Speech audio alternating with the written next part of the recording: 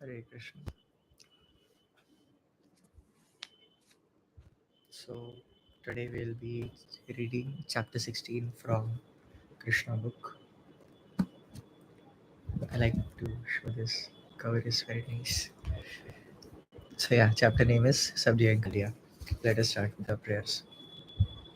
ओम ज्ञानतिमिरन्धस्य ज्ञानाञ्जनशलाकया चक्षुरुन्मीलितं येन तस्मै श्रीगुरवे नमः नमो विष्णुपादाय कृष्णपृष्ठाय भूतले श्रीमते भक्तिवेदान्तस्वामिन् इति नामिने नमस्ते सारस्वते देवे गौरवाणी प्रचारिणे निर्विशेषशून्यवादी पाश्चात्यदेशतारिणे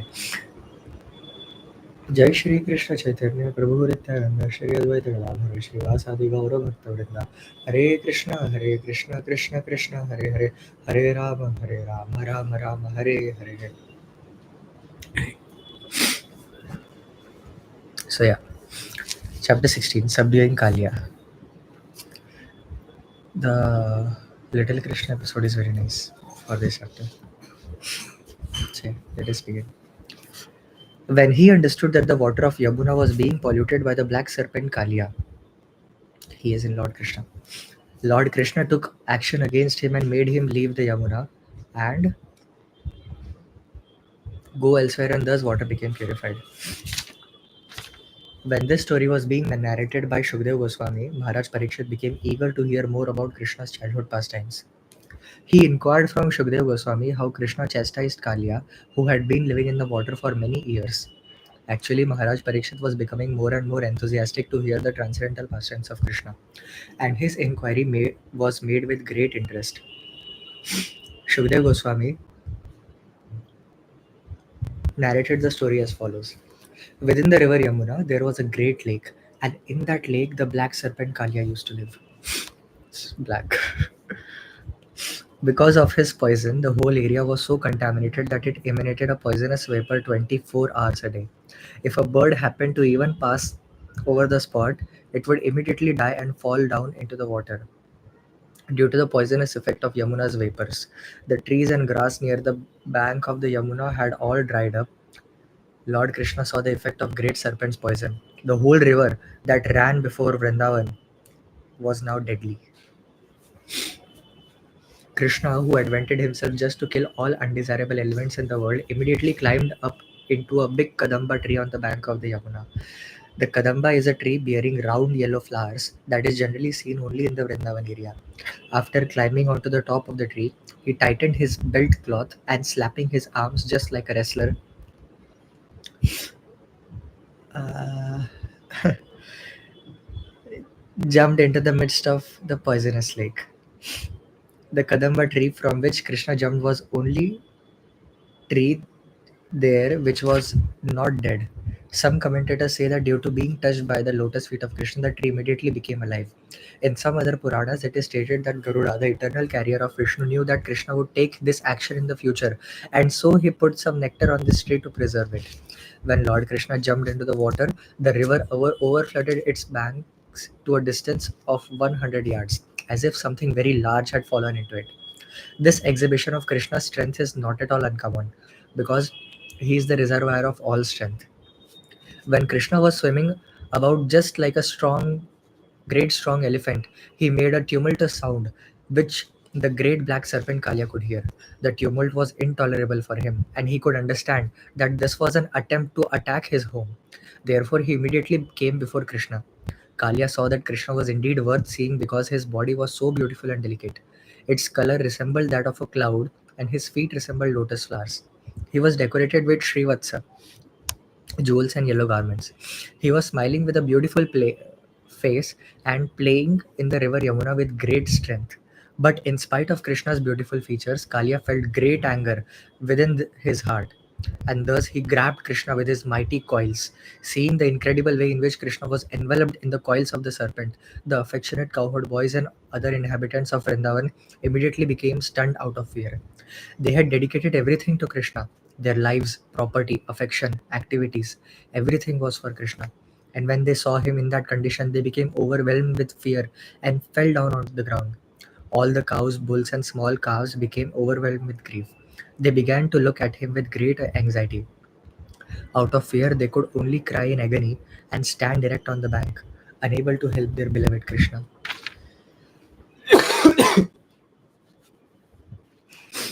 While this scene was taking place on the bank of the Yamuna, there were ill omens manifest. The earth trembled, meteors fell from the sky, and the left side of men's bodies shivered. All these are indications of great immediate danger. Observing the inauspicious signs, the cowherd men, including Maharaj Nanda, became very anxious out of fear. At the same time, they were informed that Krishna had gone to the pasturing ground without his elder brother Balram. As soon as Nanda and Yashoda and the cowherd men heard this news, they became even more anxious. Out of their great affection for Krishna and being unaware of the extent of his potencies, they became overwhelmed with grief and anxiety because they had nothing dearer than Krishna and because they had dedicated their everything, life, property, affection, mind, and activities to Krishna. Because of their great attachment for Krishna, they thought, today Krishna is surely going to be vanquished. All the inhabitants of Vrindavan came out of the village to see Krishna. The assembly consisted of children, old men, women, animals, and all living entities. They knew that Krishna was their only means of sustenance. While this was happening, Balram, who is the master of all knowledge, stood there simply smiling. He knew how powerful his younger brother was and that there was no cause for anxiety when Krishna was fighting with an ordinary serpent of the material world. He did not know, therefore, personally, he did not therefore personally take any part in their sorrow.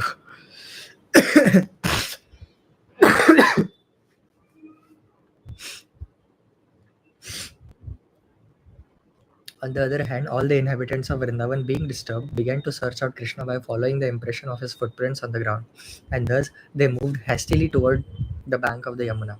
Finally, by following the footprints marked with flag, bow, and conch shell, the inhabitants of Vrindavan arrived at the river bank and saw that all the cows and boys were weeping to behold Krishna enwrapped in the coils of the black serpent. Then they became still more overwhelmed with grief. While Balram was smiling to see their lamentation, all the inhabitants of Rajabhumi merged into the ocean of grief because they thought that Krishna was finished. Although the residents of Vrindavan did not know much about Krishna, their love for him was beyond comparison. As soon as they saw that Krishna was in the river Yamuna enveloped by the serpent Kaliya and that all the boys and cows were lamenting, they simply began to think of Krishna's friendship, his smiling face, his sweet words, and his dealings with them. Thinking of all these and seeing that their Krishna was now within the clutches of Kaliya, they at once felt that the three worlds had become vacant. Lord Chaitanya also said that he was seeing the three worlds as vacant for want of Krishna. This is the highest stage of Krishna consciousness. Almost all the inhabitants of Vrindavan had the highest ecstatic love for Krishna. When Mother Yashoda arrived, she wanted to enter the river Yamuna and being checked, she fainted. Her friends who were equally aggrieved were shedding tears like torrents of rains or waves of the river. But in order to bring Mother Yashoda to consciousness, they began to speak loudly about the transcendental pastimes of Krishna. Mother Yashoda remained still, as if dead, because her consciousness was concentrated on the face of Krishna. Nanda and all the other cowherd men who had dedicated everything, including their lives, to Krishna, were ready to enter the waters of the Yamuna. But Lord Brahma, but Lord Balram checked them because he was in perfect knowledge that there was no danger. For 2 hours remained like an for 2 hours Krishna remained like an ordinary child gripped in the coils of Kaliya.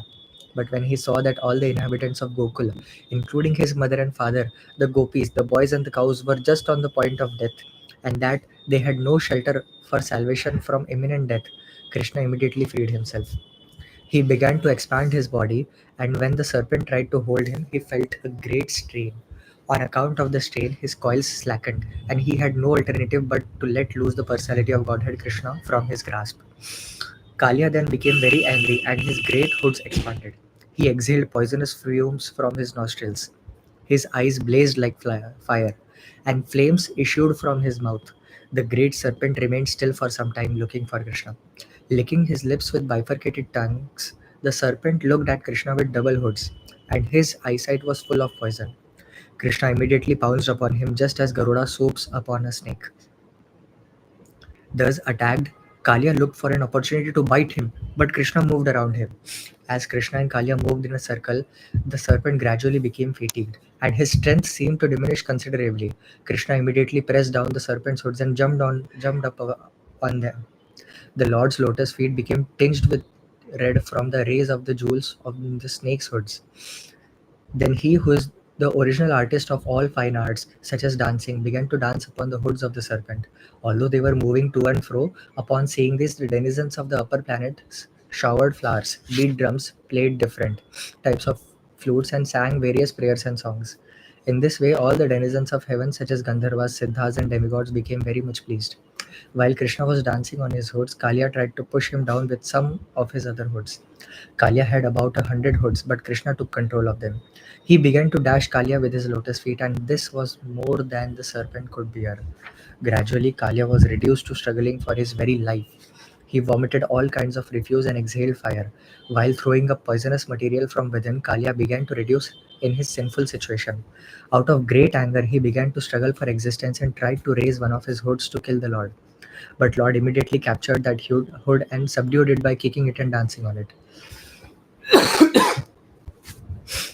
It actually appeared as if the Supreme Personality of Godhead Vishnu was being worshipped. The poisonous the poisons emanating from the mouth of the serpent appeared to be like flower offerings. Kalia then began to vomit blood instead of the poison. He was completely fatigued. His whole body appeared to be broken by the kicks of the Lord. Within his mind, however, he finally began to understand that Krishna is the Supreme Personality of Godhead, and he surrendered unto him. He realized that Krishna is the Supreme Lord, the Master of everything. The wives of the serpent, known as the Nagapatnis, saw that their husband has been subdued by the Lord's kicking and that he was almost at the point of death due to bearing the heavy burden of the Lord, within whose abdomen the whole universe remains. Kalia's wives prepared to worship the Lord, and in their haste, their clothes, hairs, ornaments became disarrayed. They also surrendered unto the Supreme Lord and began to pray. They appeared before him, put forward their offsprings, and anxiously offered respectful obeisances. Falling down on the bank of Yamuna, the Nagapatnis knew that Krishna is the shelter of all surrendered souls, and they desired to release their husband from the impending danger by pleasing the Lord with their prayers. The Nagapatnis began to offer their prayers as follows: O dear Lord, you are equal to everyone. For you, there is no distinction between your sons, friends, or enemies. Therefore, the punishment which you have so kindly offered to Kaliya is exactly befitting. O Lord, you have descended especially for the purpose of annihilating all kinds of disturbing elements within the world, and because you are the absolute truth, there is no difference between your mercy and your punishment. We think, therefore, that this apparent punishment of Kaliya is actually some benediction. We consider that your punishment is your great mercy upon us because when you punish someone, it is to be understood that the reaction of his sinful activities are eradicated. It is already clear that this creature appearing in the body of a serpent must have been overburdened with all kinds of sin. Otherwise, how could he have the body of a serpent? Your dancing on his hoods has reduced all the sinful results of actions, causing by his having this body of a serpent. It is therefore very auspicious that you have become angry and have punished him in this way. We are very much astonished to see how you have become so much pleased with this serpent, who evidently performed various religious activities in his past lives that pleased everyone. He must have undergone all kinds of penances and austerities, humbly honored others, and executed universal welfare activities for all living creatures. The Nagapatnis confirm that one cannot come in contact with Krishna without having executed pious activities in devotional service in his previous lives. As Lord Chaitanya advised in his Shikshashtaka, one has to execute devotional service by humbly chanting the Hare Krishna mantra, thinking oneself lower than the straw in the street and not expecting honor for himself, but offering all kinds of honor to others. The Nagapatnis were astonished that although Kaliya had the body of a serpent, as the result of grievous sinful activities, at the same time he was in contact with the Lord to the extent that Lord's lotus feet were touching his hoods. Certainly, this was not the ordinary result of pious activities. These two contradictory facts astonished them. Thus, they continued to pray, O dear Lord, we are simply astonished to see that he is so fortunate as to have the dust of your lotus feet on his head. This is a fortunate, this is a fortune sought after by great saintly persons. Even the goddess of fortune underwent severe austerities just to have the blessing of the dust of your lotus feet. So, how is it that Kalia is so easily getting this dust on his head? We have heard from authoritative sources that those who are blessed with the dust of your lotus feet do not care even for the highest post within the universe, namely the post of Brahma, or the kingship of the heavenly planets, or the sovereignty of this planet, nor do such persons desire to rule the planets above this earth, such as Siddhaloka, nor do they aspire for the mystic powers achieved by the yoga process. Nor do the pure devotees aspire for liberation by becoming one with you. My dear Lord, although he is born in species of life which is fostered by the most abominable mode of material nature, accompanied with the quality of anger, this king of serpents has achieved something very, very rare. Living entities who are wandering within this universe is different species of life can very easily achieve the greatest benediction only by your mercy. It is confirmed in the Chaitanya Charitamrita that living entities wandering within the universe in various species of life can get the seed of devotional service by the mercy of Krishna and the spiritual master, and thus their path of liberation can be cleared. The Nagapatnis continued, we therefore offer our respectful obeisances unto you, our dear Lord, because you are the supreme person who are living as the super soul within every living entity. Although you are transcendental to the cosmic manifestation, everything is resting in you. You are the personified indefatigable eternal time. The entire time force is existing in you, and you are therefore the seer and the embodiment of total time in the shape of past, present, and future, month, day, hour, moment, everything.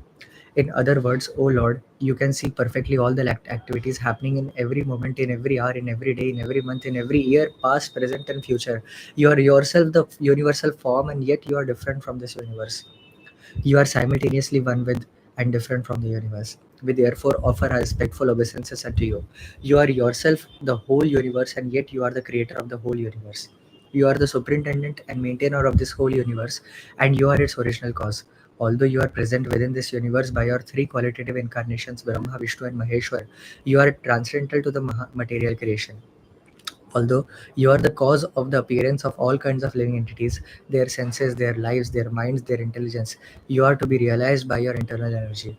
Let us therefore offer our respectful obeisances unto you, who are unlimited, finer than the finest, the center of all creation, and the knower of everything.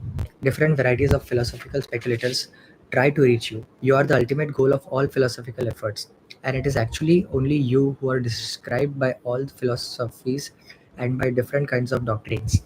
Let us therefore let us offer our respectful obeisances unto you, because you are the origin of all scripture and source of knowledge. You are the root of all evidences, and you are the supreme person who can bestow upon us the supreme knowledge. You are the cause of all kinds of desires, and you are the cause of all kinds of satisfaction. You are the Vedas personified. Therefore, we offer you our respectful obeisances. Our dear Lord, you are the supreme personality of Godhead Krishna, and you are also the supreme enjoyer. You have now appeared as the son of Vasudev, who is a manifestation of the state of pure goodness. You are the predominating deities of mind and intelligence, Aniruddha and Pradyumna, and you are the Lord of all Vaishnavas. By your expansions as Chaturvyo, namely Vasudev, Sankarshan, Aniruddha, and Pradyumna, you are the cause of the development of mind and intelligence. By your activities, only the living entities become covered by forgetfulness or discover their real identity. This is confirmed in Bhagavad Gita 15th chapter. This is 15th verse. The Lord is sitting as the super soul in everyone's heart, and due to his presence, the living entity either forgets himself or revives his original identity. We can partially understand that you are within our hearts as the witness of all our activities, but it is very difficult to appreciate your presence, although every one of us can do so to some extent. You are the supreme controller of both the material and spiritual energies. Therefore, you are the supreme leader. Although you are different from this cosmic manifestation, you are the witness and creator and the very ingredient of this cosmic manifestation. We therefore offer our respectful obeisances unto you. Our dear Lord, in the matter of creating this cosmic manifestation, personally you have nothing to exert by expanding your different kinds of energy, namely the mode of passion, the mode of goodness, and the mode of ignorance. You create, maintain, and annihilate this cosmic manifestation. As the controller of the entire time force, you simply glance over the material energy, thereby creating this universe and energizing the different modes of material nature, which act differently in different creatures. No one can estimate, therefore, how your activities are going on within this world, our dear Lord. Although you have expanded into the three principal deities of this universe, namely Lord Brahma, Lord Vishnu, and Lord Shiva, for creation, maintenance, and destruction, your appearance as Lord Vishnu is actually for the benediction of living creatures. Therefore, for those who are actually peaceful and who are aspiring after the supreme peace, worship of your peaceful appearance as Lord Vishnu is recommended. O Lord, we are submitting our prayers unto you. You can appreciate that this poor serpent is going to give up his life. You know that for us women, our husband is our life and everything. Therefore, we are praying unto you that you kindly excuse Kaliya, our husband, because if this serpent dies, then we shall be in great difficulty. Looking upon us only, please excuse this great offender. Our dear Lord, every living creature is your offspring, and you maintain everyone. This serpent is also your offspring, and you can excuse him once, although he has offended you. Undoubtedly, without knowing your supremacy. We are praying that he may be excused this time. Our dear Lord, we are offering our loving service unto you because we are all eternal servitors of your Lordship.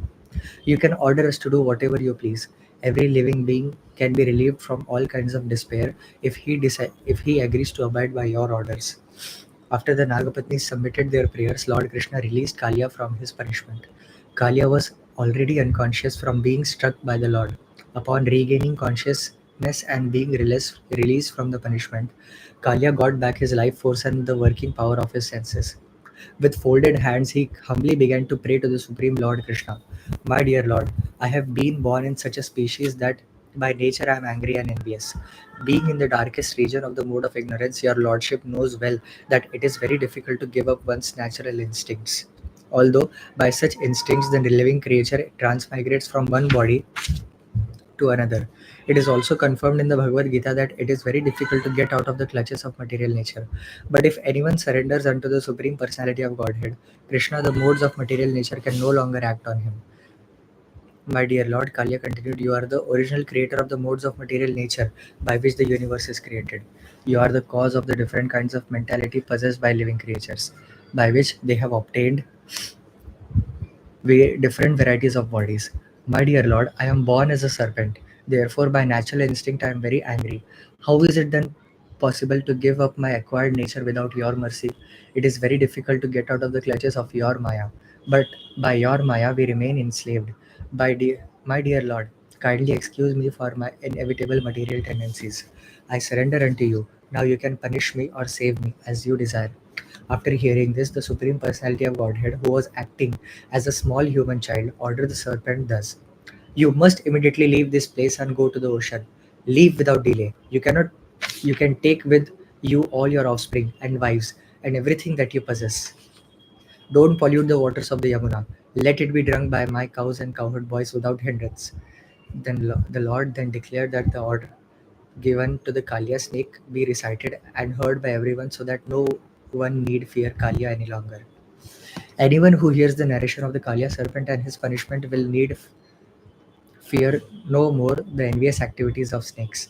The Lord also declared, if one takes a bath in the Kaliya lake where my cowherd boyfriends and I have bathed, or if one fasts for a day and offers oblations to the forefathers from the water of this lake, he will be relieved from all kinds of sinful reactions.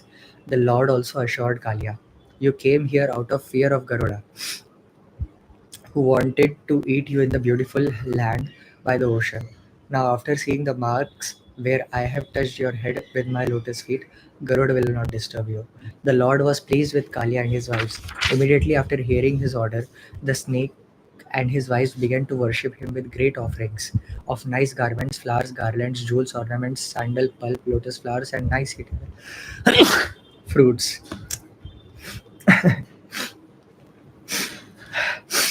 In this way, they pleased the master of Garuda, of whom they were very much afraid.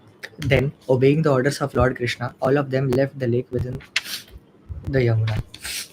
Thus ends the Bhaktivedanta purport of the 16th chapter of Krishna, Subduing Kaliya. Thank you so much. Hare Krishna. Shila Prabhupada ki Jai. Srimad Bhagavatam ki Jai. Kartik मास की जय राधा रानी की जय